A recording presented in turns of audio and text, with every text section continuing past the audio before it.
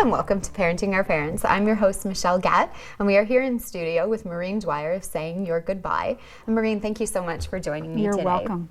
Why don't you tell me a little bit about what is Saying Your Goodbye and what is your role with it? Saying Your Goodbye is a company where I provide personalized and unique ways for people to say goodbye to their loved ones as they are passing, and after they have passed away, I help them create meaningful celebrations of life through funeral services and memorials, etc. And it's so important to have that, not only just the process after, but the leading up to. It is. So what kinds of services do you provide when you're looking at, say, somebody who has just gotten a diagnosis of, say, a chronic condition, and maybe they're in palliative care, either in the hospital or in a long-term care home? What kinds of services do you provide? Let's start there. Probably one of the greatest services you could provide is just listening. I love to listen to people's stories, and it's so important for family members and for the person who's dying to have those opportunities to say their goodbyes, to listen to each other and hear the stories. And part of it is just listening to that, having opportunities to say, I'm sorry if there's things that you still need to say I'm sorry for, asking forgiveness, creating meaning out of those last few days or weeks or whatever time is left with the loved one. And sort of getting a sense of peace and coming to terms with things. So that when someone dies, there's nothing left unsaid. Okay. And very important to have that, I feel, for, lasting memories. And I'm sure, you see that all the time with families. There certainly is a great gift in being with someone who's dying.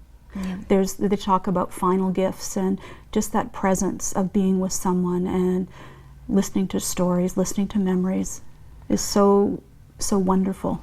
And a whole wealth of sort of experience that I'm sure you've met so many different people, and a wealth of knowledge and expertise that these people have had. It's a great way with families too to start the mourning process and to say their goodbyes by retelling the stories and having good laughs over some of the memories that they have.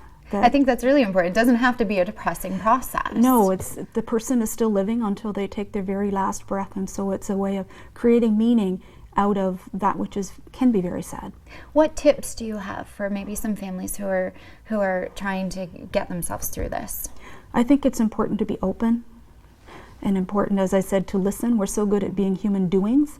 We really need to be human beings and just to be with someone and to let them call the shots. Okay. It doesn't always have to be a discussion over, do we have the insurance covered? What do you want for a funeral? But it can be just sharing about the day and taking the lead from the person who is dying. So don't make it about all the details of... It doesn't always have to be details. Okay. They need to be taken, but not all the time. And in terms of funeral planning, you also assist families with that, and individuals too who are preparing for their own. What kinds of advice do you have for people who are looking at that kind of an end of the spectrum? If the person is still alive, it's wonderful to get their input, because many times I'm sure people have thought about, if I was to die, what would I want for my funeral? Yeah. And to write those down and take them seriously. Yeah. What type of music did the person like? Because if someone didn't listen to organ or piano music, not that that's wrong, but if they didn't listen to it all their life and they really liked Elvis Presley or the Nylons, then why shouldn't they have that playing at their funeral? Yeah, because it's an expression of who they were. It is. It is, and there can be many meaningful scriptures, there can be meaningful poems. The internet is a wealth of resource for people to plan funerals and things like that, so that they are much more personalized. And it's okay to have fun with it, It is. It's okay to laugh at a funeral, and it's okay to cry, because that's what a person's life is all about. Yeah, but it doesn't always have to be the traditional. When you think of a funeral, you show up in black and you're quiet and there's no audience involvement. You can make it whatever you want to make it, basically. You can, and that's what's rather nice particularly for people who aren't involved in an organized religion, to have someone to conduct a celebration of someone's life. And it doesn't have to be at a funeral home or in a church. Yeah. I've done them in some people's living rooms. I've done them at senior centers, in people's backyards. It can be whatever has meaning and creates meaning to them. Okay, so when you're going through with a family, what would be the first steps that you recommend a family to take when they're just starting out here and starting to go through the process of looking at planning for end of life? Do you mean as far as funerals? I'm sorry. Yeah, funerals or in terms of the process of palliative care. You know, in terms of sort of the how do you say?